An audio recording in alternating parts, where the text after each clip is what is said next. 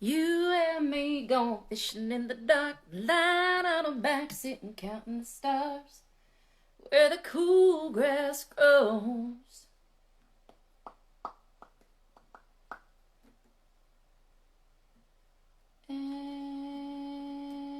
And plot twist, be on Facebook, or I mean Insta.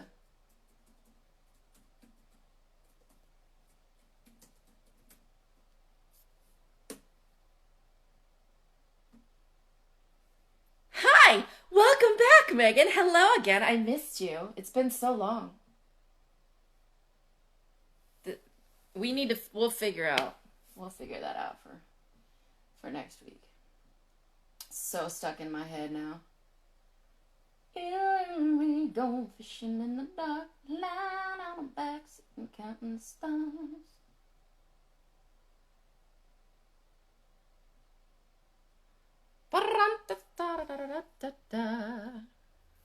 Telling followers that we're over on Facebook. Or not Facebook, Instagram, because Facebook is sucktastic right now.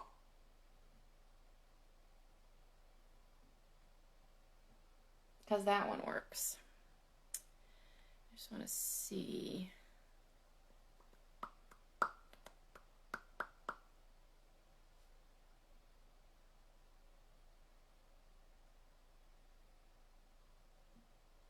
I'm waiting for. Hey!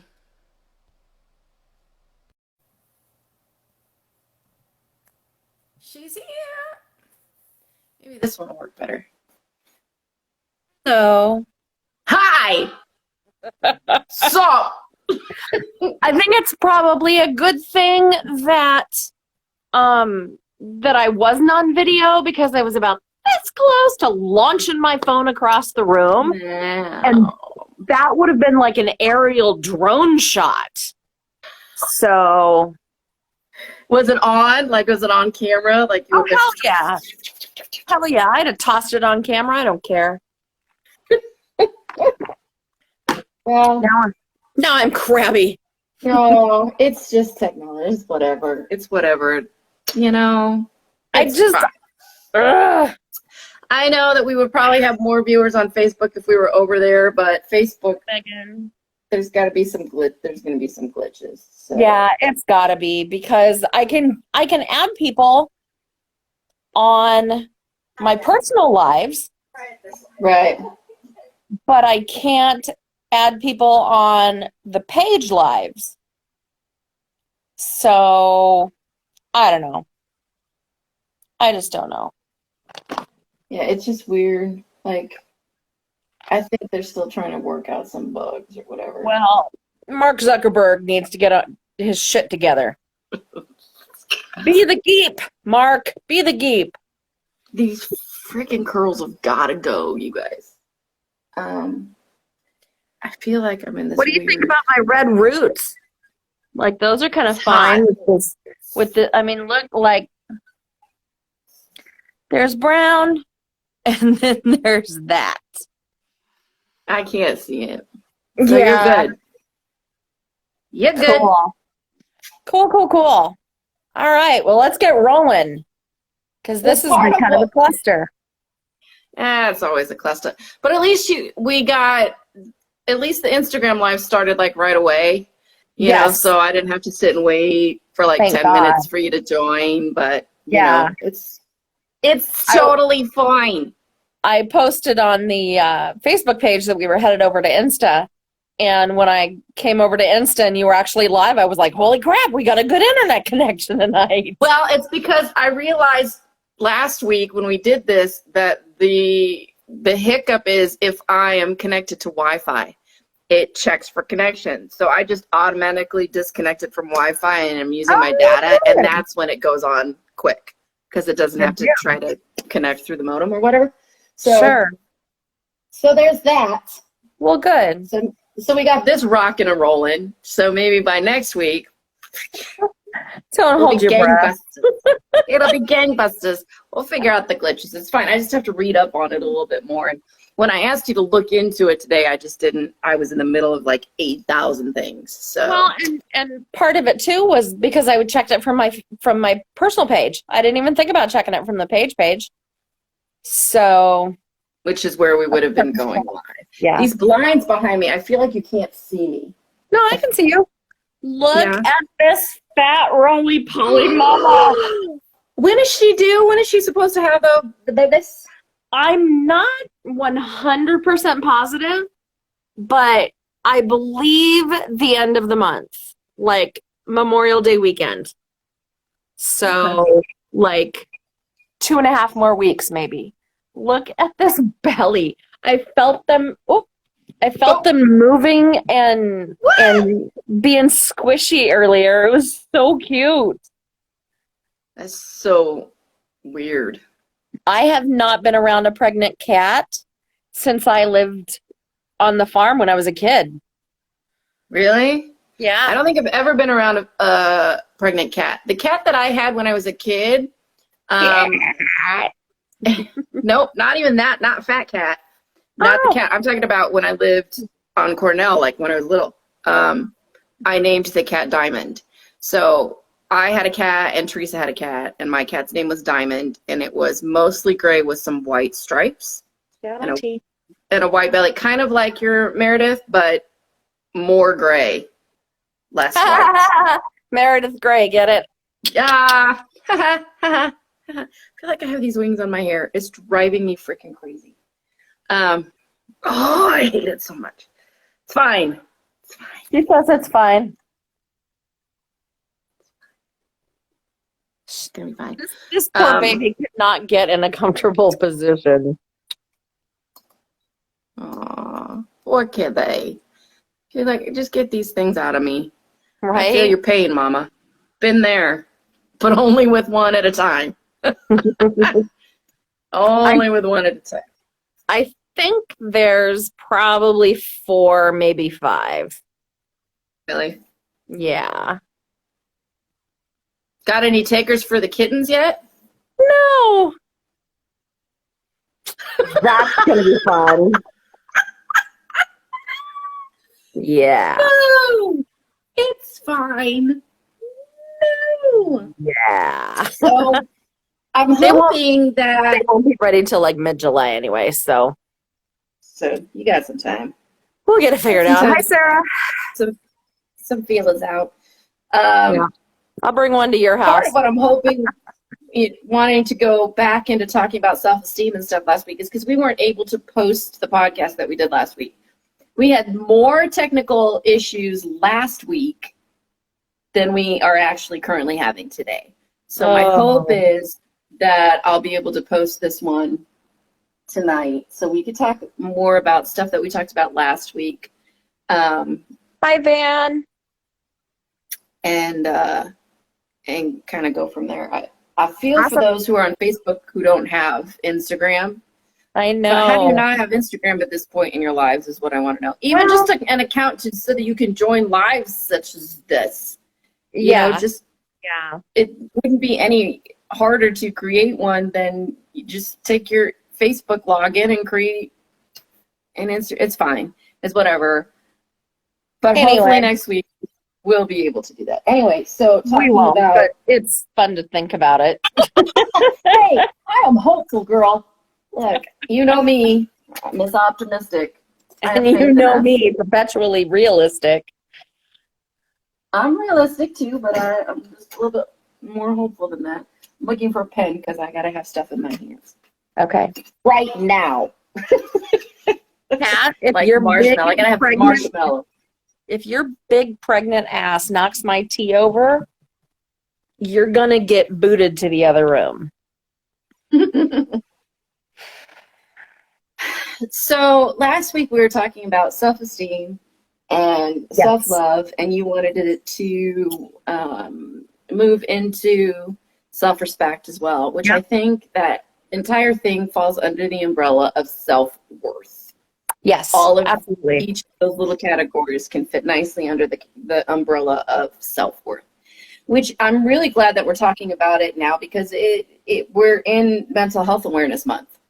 Yes. May is Mental Health Awareness Month. So I think it's very important that we're talking about these things, especially as we're going into day whatever it is of For me, quarantine. it is good Lord. For me, it is day 61. 61. That's I started hibernating on the 12th of March. Okay, I think mine was like March 19th. Okay. I want to say it was like a week after yours, but I could be wrong. Again, Who knows? no, well, You were yeah, shortly because thereafter, that's I right think. when, yeah, because it was right when I got hired on at the studio, but I couldn't start. So Right. that would have been right around the 19th. Right. So, and some of the things that we were talking about last week, we were talking about our friend who had gone through a bout of rejection and how she was handling that and dealing with that and feeling low and being self-deprecating and having a more of that pity party. Now, as I reflected on all of that, I'm thinking to myself, because I'm very self-aware, as I reflected on all of that, I was thinking, okay, I don't do pity parties. So when I told her, I'm like, stop, stop, stop, stop, stop. Pity party stops here. Like, because you're Yeah. not going to get that from me. I'm not going to jump on Yeah. that train. I'm not going to be with you down there. Now, on the flip side of that, I also want to make it known and make it very clear that I also firmly believe that feelings are not right or wrong. They just are. Yep. And you need to acknowledge them. You need to let them in. You need to sit with them, but you cannot stay with them. Right. Which is why I have a problem getting on the train of somebody who's in the middle of pity party, for one, because that enables that person to stay in that space. Yep. My goal is always to help people to get out of that space. That can be perceived as well, that's a little harsh or drastic or like Right. uncaring. It's actually coming from a place of empathy because I've been there. I understand it. I get it. But the only way to move forward is to move forward through it. And if you sit in it for too long, it's too easy, especially right now as we are in quarantine situation, Yeah. to sit in it because you're not as active. You can't, there's not other things that are pulling you to do. So it's a little bit harder. So I just wanted to touch base on that, on what we were talking about as far as that conversation, because people weren't aware of that because we weren't able to post that video. Right. The other thing that we talked about was self-esteem when we were younger, and those being a size 0 and having chiseled cheekbones and doing the comparison game and all of that. And you were talking about when you had looked at pictures of yourself back in the day and you were like, I wish I would have realized back then, touch base a little bit, your thoughts and your feelings on that. I was smoking hot at 17 and 18. Like, I'm looking at high school pictures and I'm like, how did I not see that? How did I not see that I was cute and I was fun? I was, I think a lot of my self-worth back in those days came from my peers more so than me. I mean, peer pressure doesn't just have to be, hey man, you want a joint, or hey, let's go drink some beers after class. You've got peer pressure based on what popular people are wearing and, how expensive your purse is. And nowadays, God almighty, how many followers you have on social media and, what kind of house you live in and things like that. And I didn't, we weren't poor by any means, but we weren't rich, Basically, I didn't have Guess jeans because my mother refused to spend $50 on a pair of jeans. She's like, girl, I don't care what triangle's on the pocket of whatever. You're not buying $50 jeans. So, for me, a lot of that self-worth came from what my peers thought about me. And I know that they thought that I was fat because I was bigger than a lot of the girls in my class, but I wasn't like a house. I wasn't, I was able to sit in a chair without breaking the arms, and, I didn't let my belly hang out of my clothes because I barely had a belly at that point. Um, my mom used to like to blame it on Barbie, that I had unrealistic expectations because of playing with Barbie dolls all my life. And I was like, no, that just made me a fashionista. I loved playing with Barbies because she had cute clothes and great shoes. Um, so as I grew up, I think it was just seeing how my peers looked, and I wanted to look as good as them. And I knew that myself, I didn't look as good as them. So that comparison goes clear back for me. And I think it does for a lot of people. It depends on where you grow up, what section of town you're from, what your house looks like, what your car looks like. And none of that shit matters. None of it. But that's what we base so much of our self-worth on, of what other people think.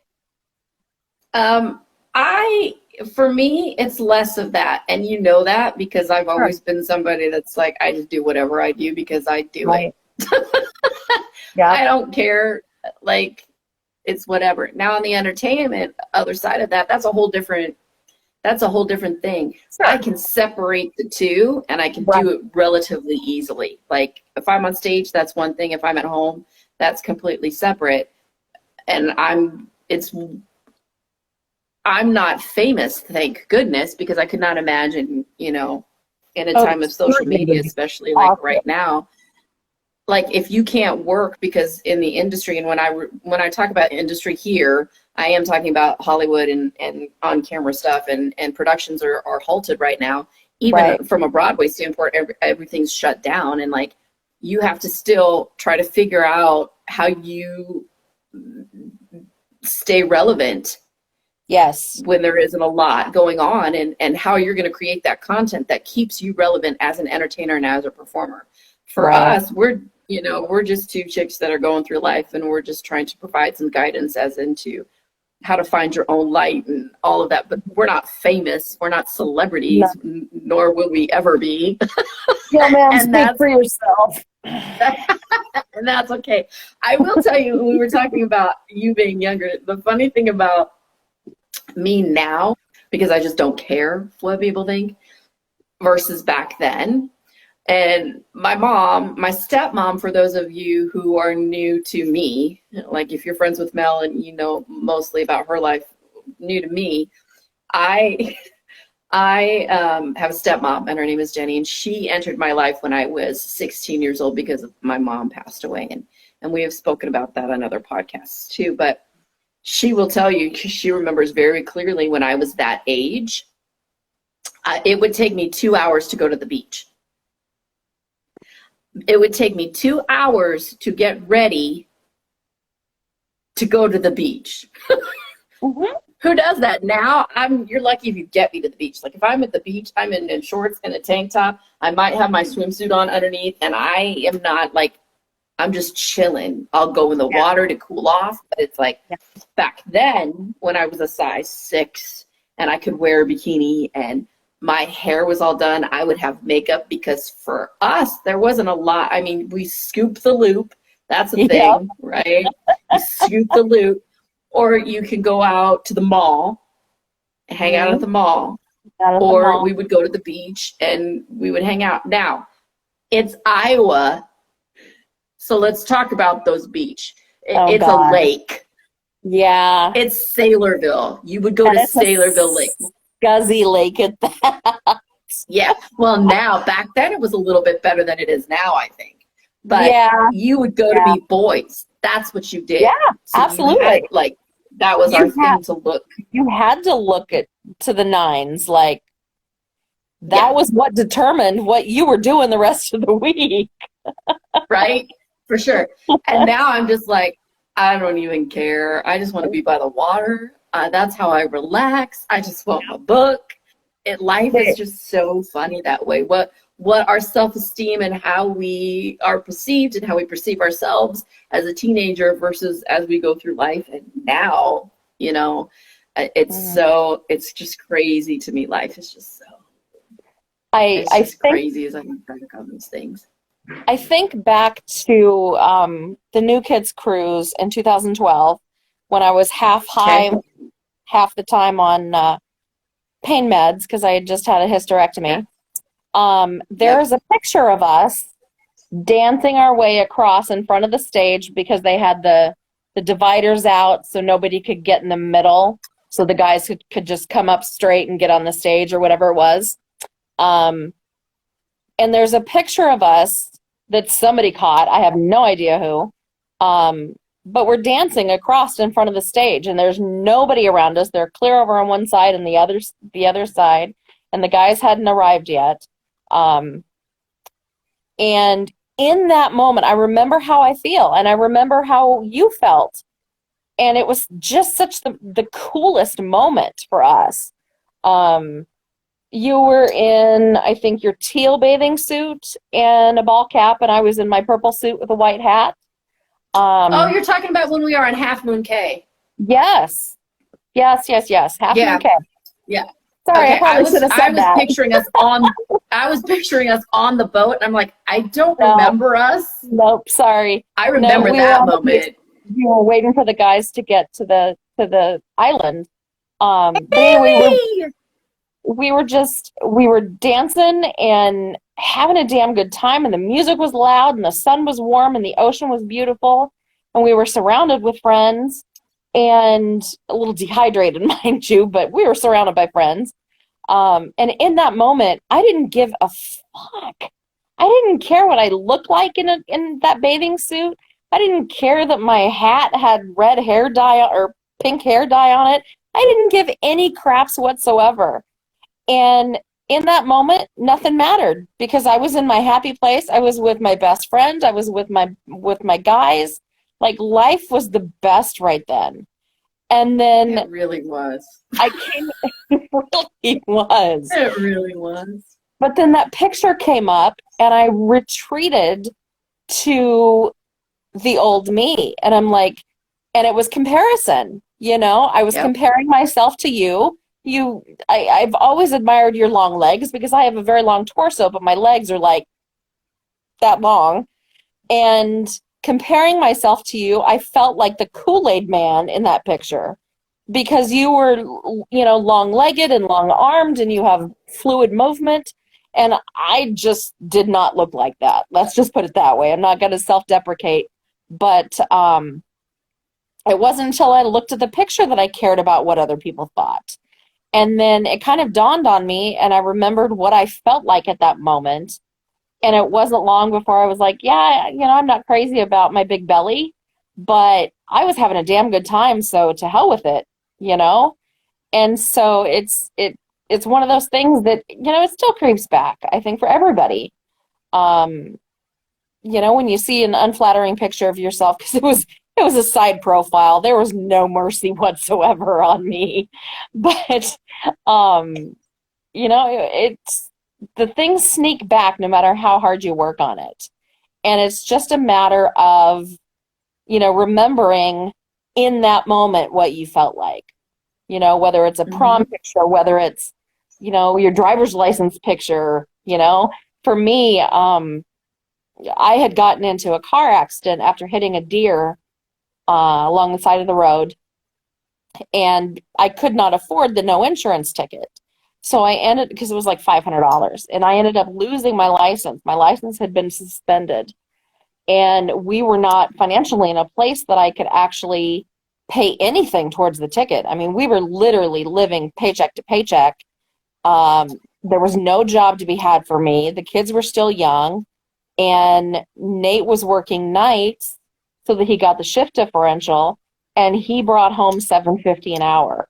So for the summer of 2004, when I got the ticket, there was no paying it.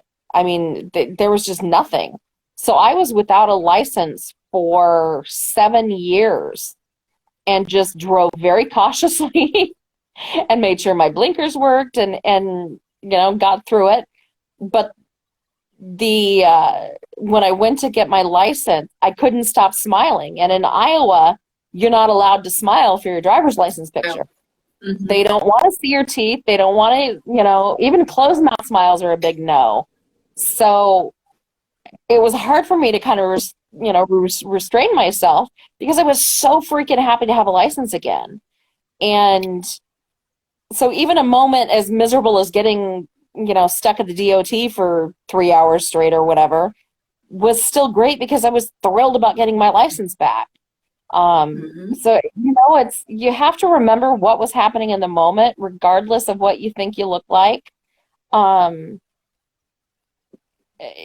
I've got cat hair all over me, and I just don't care.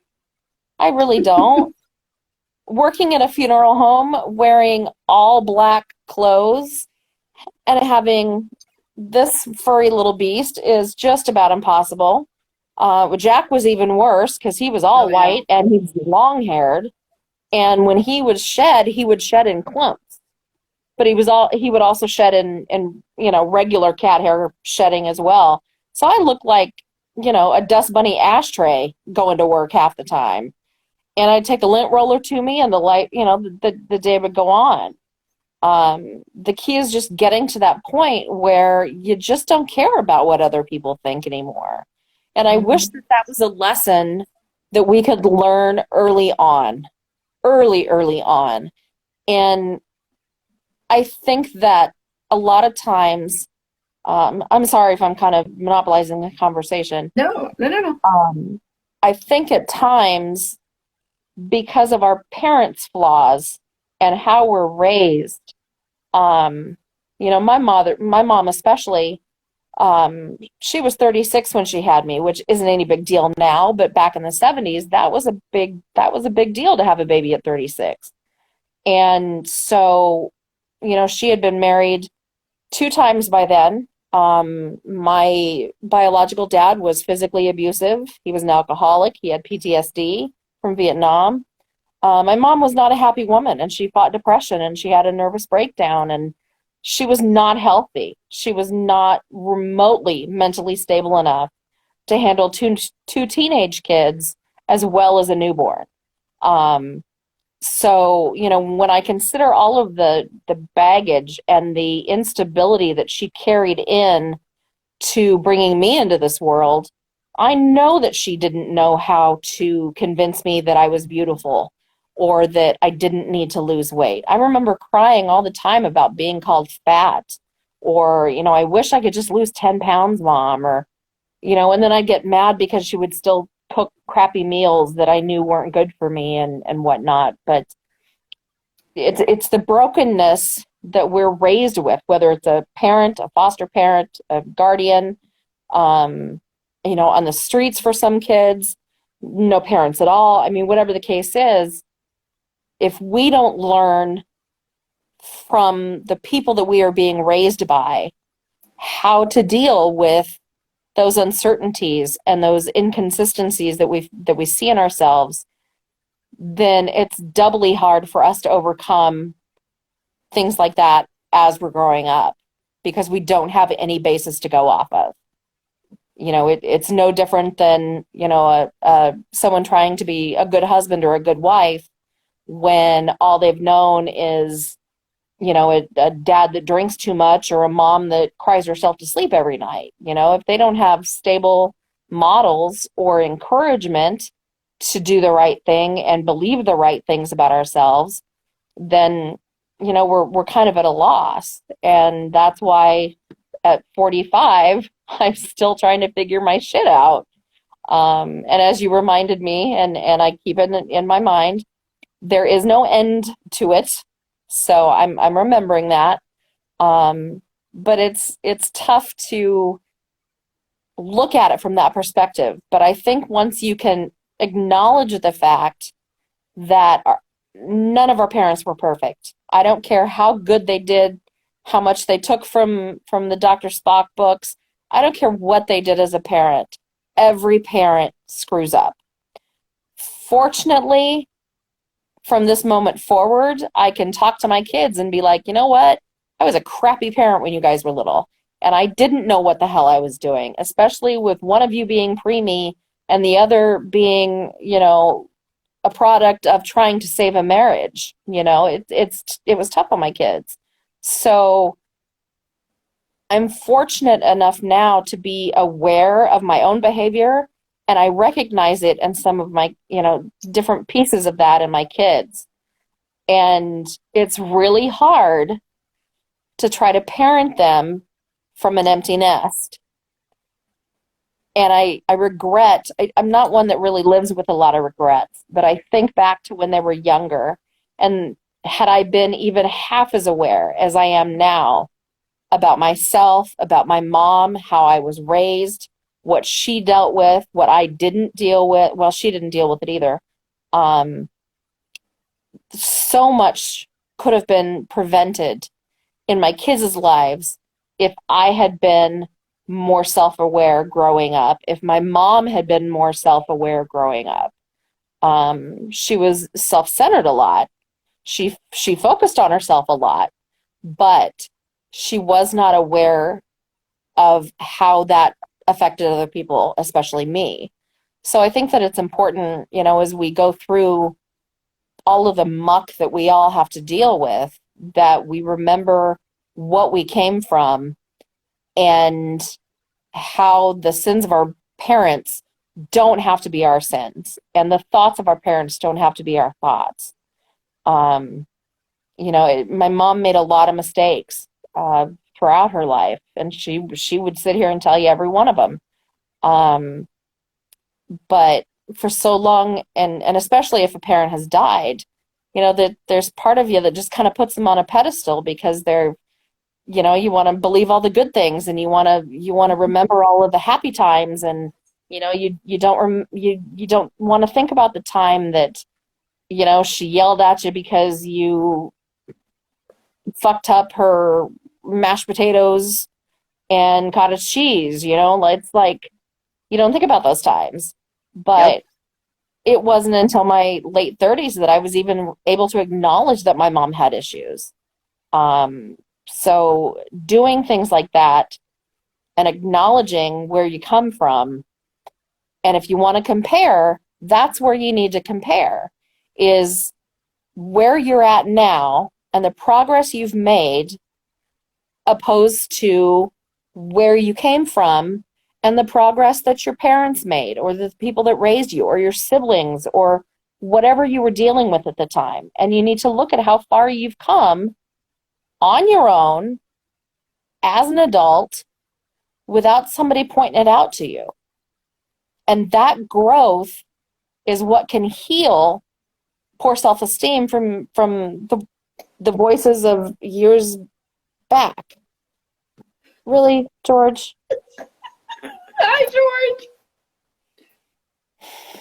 White cat, black shirt, you just wait. But no, I just, when we can move past, because there's stages of grief in that as well. I mean, there's stages when people die, or a family separates for divorce or whatever reason. You go through the stages of grief, and those are anger. Hang on, you're gonna have to help me with this. Anger, bargaining, depression, and I can't remember one of them. The last one is acceptance. But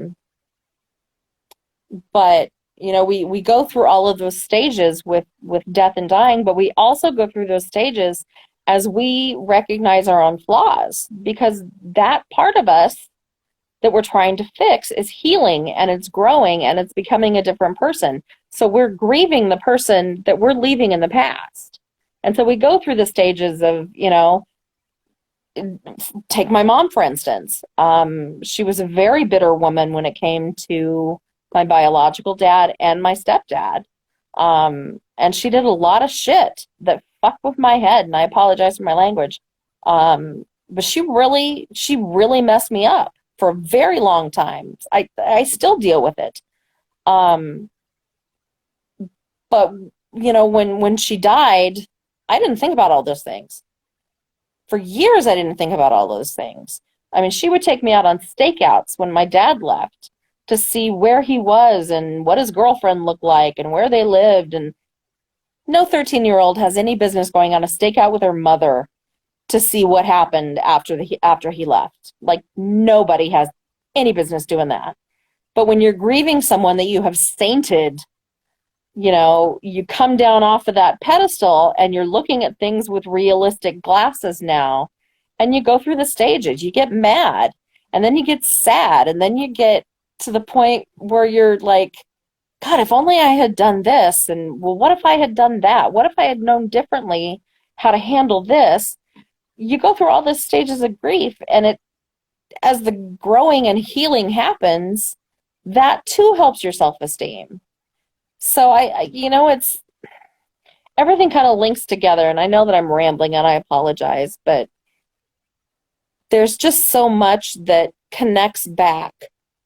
And when you take a realistic look at things and you can truly look at them and not paint a pretty picture like we do on social media sometimes, and we're not, I posted family pictures a while back that we took when Shay was home on leave. And there's 3 or 4 really serious, great family shots. And then there's several shots of us making weird faces and giving bunny ears. And I think I was eating Shay's ear. I don't remember what it was, but I was like, you know what? That's our family. That's realism.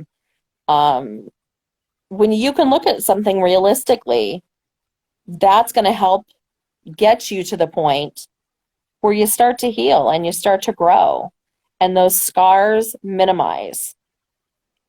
And you're not going to be able to get there until you start looking at things realistically, and you stop blaming yourself, you stop blaming your parent, you stop blaming your spouse, whatever it is that messed you up. Take a look at yourself, because that's where it's going to start, and that's where it's going to do the most impact. It all starts, there will be no healing without moving inside. Right. You cannot heal by observing the outside. You have to, when you talk about being realistic, I want people to understand that means being realistic with yourself, mm-hmm. and being more self-aware, because you can say, well, what does that mean? What do you mean by be realistic? I think it's more about being honest. Yes. With yourself, being honest, looking at take the rose-colored glasses off, and not even just about what happened in the past and your parents, but being honest with yourself and how you're portraying yourself and how you're behaving and things that you have obviously learned. It's all generational. Yes. It's all generational. And to understand that, hey, one, I'm at a place where I'm not a good place, and I really would like to work on some things. You, first of all, have to be honest with yourself as to what it is that you are wanting to accomplish by this. What is it that you are trying to heal? What is it that you were trying to fix? What is it that because if you aren't honest about all of it, and honest about where it is that you want to be and who you are fully, no holds barred, then you're just going to keep sweeping all of those other things under the rug. Mm-hmm. And you're going to put that Band-Aid over it, and you're going to just push it away. The healing does not begin until you are honest, and that requires, 1, being aware that you want to fix something, you want to change, and 2, therapy. Yes. Because you need that person to be able to see. Now, you can deflect all you want in a therapy session, but that therapist is going to know, okay, I'm reading you. I understand what you're trying to do right now. This is the actual issue that we're talking about. You might be talking about one issue, but this is, and I do it to you all the time. I know you do. I know you as a therapist. You still need him? No, because my insurance doesn't cover him. Oh, no. Yeah, that's one of the reasons I'm kind of crabby today. I found out that my insurance does not cover any health care regarding mental health. Nothing? Nothing. Not okay, therapy. What kind of insurance do you have? You'd think it was a good policy. It's United Healthcare, but They don't have anything, nothing. the plan has nothing for mental health, nothing for substance abuse, nothing for rehab, nothing. But they pay for breast pumps if I should happen to get pregnant. They'll pay for my breast pumps. So that's great. Duchess is under my tripod right now. So, is your nose dry? No, you're fine. She's going to probably knock this phone over, just so you guys know, because she's literally through it. Right? Okay. Where are you going? There she goes. Where are you going? Dude. I'm right. It's my fault, though. I'm right in her path. So That's all good. Thank you. So it's very frustrating. So you have become my therapist now. So aside from our 1 hour podcast on Wednesdays, we're gonna need to set up another session once a week. We can schedule that. So that you can call me out on my bullshit. I can schedule you in. What works for you, honey? Let's pencil you in. Have my people call your people. It's totally fine. I don't have to go anywhere ever, so you tell me. And when you were talking about this, okay, I had it all set up, Duchess. You just messed everything up, girlfriend. Damn it, Dutch. I know. You were talking about, I lost my train of thought. Bollocks. Bollocks. Stages of grief, acknowledging parents' flaws. Acknowledging parents and talking about generational stuff. We were also talking about self-esteem, but we talked about that a lot last week. So we're kind of transitioning into some other stuff, but that's cool. It's fine. I'm open to talking about whatever we need to talk about. But I talked to my kids both on Sunday because it was Mother's Day. Happy belated Mother's Day to anybody out there who was a mother. Your mother. Call your mother. That's where I'm going with that, is because I actually talked to Mayan more now than I talked to Brandon, which is great. Which is really weird, right? Because Brandon's such a mama's boy, but and I even texted, but Maya and we text. We don't talk on the phone. Sure. So then when Brandon and I talk to each other, it's like a 2.5 hour conversation because we message each other on Facebook, but when we actually talk, we talk. Right. Right. Because that's just us. But one of the things that he had mentioned is he's like, in this last 1.5 years, he's come to realize that, when you're a kid and you're younger, you just look at your parents and you talked about it, putting them on a pedestal, and they are your superhero and they can do no wrong. And they're the ones that guide you through life and pull you. They should be essentially, that's their role, right? That's the ideal parent. It's to guide, right? There's no perfect parent on this planet. I'm sorry, it just doesn't exist. No. Why? Because we just talked about this being generational, right? It just, those parents who think that they're perfect or doing the best that they can wrong. Are probably not as self-aware as you and I. No. Anybody that thinks that they're a perfect parent or a perfect spouse, they need therapy. Desperately. Desperately. Brandon and I, the side note about call your mother, is because he and I haven't been speaking as much lately. He's been involved with a lot of, I forgot to tell you, he is, he's going back to school in fall. Awesome. But he's switching gears. Most of you won't know this, but he went to school, he's going to Iowa State for graphic design. Well, he has decided to leave Iowa State, and he's going to DMAC in the fall, 2-year program for film, which is so, it's what I wanted him to do to begin with. It's what he originally wanted to do to begin with. So I'm so stoked for him. He's beyond stoked because he, in front of the camera, behind the camera, it's what that child is meant to do. So he's super excited. So there's a lot of things coming down the pike for him that I'm really stoked about.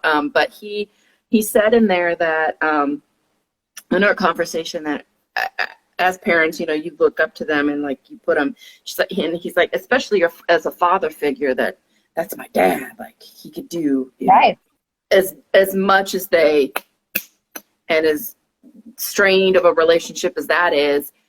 He said to me, he goes, in the last year and a half, looking at my dad, I've come to realize that he's just a guy. Yeah.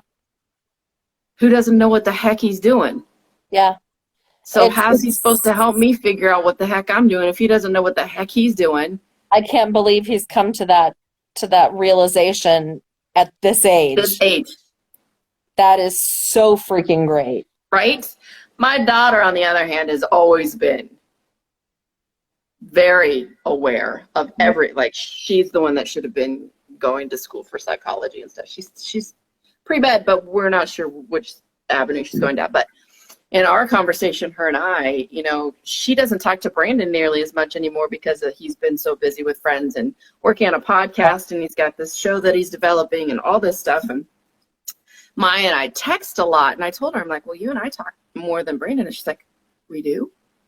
Do we really talk more? And I was like, yeah, because he's so busy. She just couldn't believe, you know, that. Yeah. And, you know, she's concerned because Brandon's got plans to move out of state, because as a performing artist, we all know that if you're in insurance, if you're a doctor, and I will say this till the day I die because it's true, okay? If you're in insurance sales, you're a doctor, or you're a lawyer,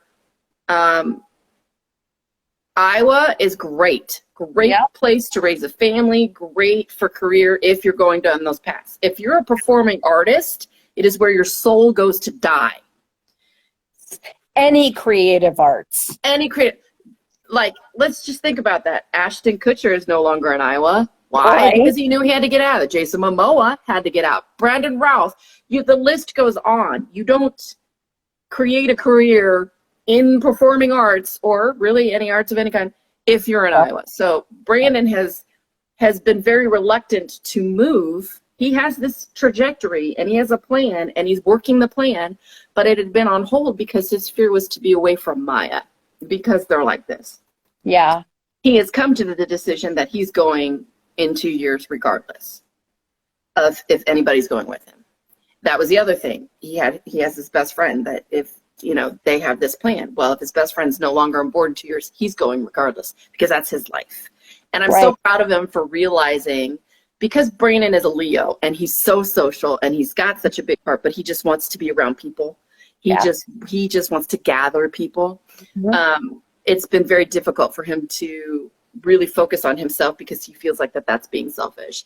And I'm so proud of him for being 20 years old and realizing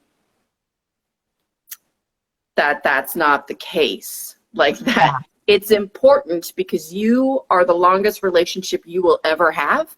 You have to take care of you. At the end of the day, you have you, right? So if you're not okay with you, how can you expect anybody else to be okay with you? Now, you might not. Hi, are you eating? You just need a cat that gives you a massage. I don't need a cat. Nope. No. We already know how I feel about cats. I know. Hi, Meredith. I don't hate them. But you don't like them. I don't love them. Not a cat person. I'm a dog person. But I think that your kids have always been very aware. They may not always have wanted to be aware or wanted to acknowledge that they were aware of things, but they've always seemed to be a little more enlightened. And I think that's because you have always been more open to that frame of thinking. You know, I come from generations, and I mean, when you say it's generational, I'm talking back. 5, 6, 7 generations. Yeah. Of bitter, angry, narcissistic, blame the other person, passive aggressive bitches. I mean, there's not a single person in my family that won't say, "Yep, that's our family." And so derailing from that shit that's in my DNA has been so hard to overcome because I didn't have any examples to try to lean towards and move towards. I had to figure the shit out on my own. And it came from losing friends. It came from losing pieces of me. It came from losing my self-respect. It came from a lot of hitting bottom. You know, and at some point, and I couldn't tell you when. I have no idea when it started, that I really started looking at myself and being like, you know what? Bye, Megan. Love you. Bye, honey.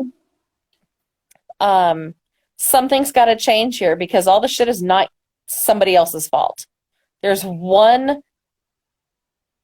thing that's involved in every single part of this brokenness in your life, and that single thing is you. It's not, I mean, that's not to say that people have not been complete assholes and that people have done a lot to screw with me. But at the same time, I scroll through posts on Facebook and, you know, somebody will say something about being upset with somebody, but they're not, you know, specifying who or what it's about or telling anything, but, you know, all he does is, you know, bark at me all day long. Who? And then I'm like, you know what? I don't care. You know why? Because it doesn't pertain to me. And by not feeding into that whatever, I'm recognizing that I'm not feeding into that whatever. And I pat myself on the back for it. You know, you can come from the darkest of minds and still heal. And that's one thing that I'm incredibly proud of myself for. I don't always see all of the things that I do, but no one works harder at trying to find all the things that I do that are not healthy for me. Of course, then there's the willpower of being able to stop doing the things that aren't healthy for me. That's a whole other podcast season. That's a discipline thing for sure. Yeah, that's a self-discipline thing. And I lack all self-discipline. But you know, I might be too far the other way. You're very self-disciplined. It's kind of intimidating, to be honest. But it's no matter how bad a situation you come from, every single person is able to get through it and survive it and heal from it and change. Absolutely. Several years back, probably 15, 20 years now, the book A Child Called It was real popular.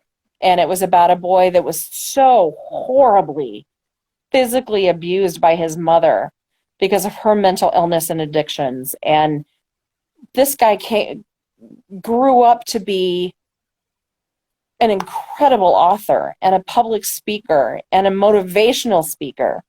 And he was able to forgive, you know, and that's another thing too, is that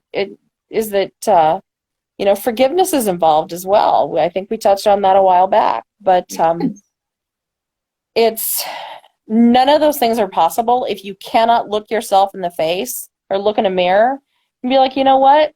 You're not perfect. You're not perfect. But you also can't look in the mirror and say, I'm a total fuck up. Right. Because that's not the truth either. No right. matter what you've done, no matter how many people you've hurt, no matter what stupid things you've done for your health or with the law or whatever, you are not beyond reproach. You are not beyond being able to be helped. It just takes the courage to step out and do it. Yeah, for sure. Again, that has to also be open to, and to make sure that you are surrounded by the right people. Yes. And I've said this in the past podcasts, and I will say this in every single podcast. Make sure that the people that you have around you are breathing life into you and not sucking the life out of you. Yes. It will only benefit you in the long run. We're talking long term. Like, this is why I have such a small circle, is because I'm at peace with who I am. I am in the best place that I could possibly be, mentally, emotionally, physically, spiritually, because of my smaller circle that I have chosen, because I know my worth. Yep. I know what I need to help motivate me. Now, I'd like to expand that circle a little bit more, because I also know the type of people that I need to help motivate me, and not all of them are currently in my circle of people. Right. You need different friends, different ages, different lifestyles, different, and I need to expand that more, because now I've gotten to a place where I am in such a good place that I want to be more open to receiving more love, and love that I give. And there was a quote that I saw the other day that it was something to the effect of, I'm probably going to botch this, but something to the effect of, I am not, not me specifically. It says, you're not afraid of new love. You're afraid of old pain. Oh, I feel personally attacked by that. Right? Oh, as soon as it was a meme that I saw, or a quote that I saw on Pinterest, and I was like, I felt that, literally physically felt that, because there are no truer words to fit me. Mm-hmm. It's not that I'm afraid of new love, or I'm not open, because I am very open. Sure. And it's not that fear is going to hold me back from the idea that there's going to be old pain. Mm-hmm. I'm very selective of who I let into my life, because I need to make sure that that partner understands that we both have old pain, and they are going to be patient, as I'm going to be patient with them during any sort of trigger or growth moment, and I will hold space for that person. Yes. Not everybody is as open or in a place that I am to recognize that they also need to hold space for me.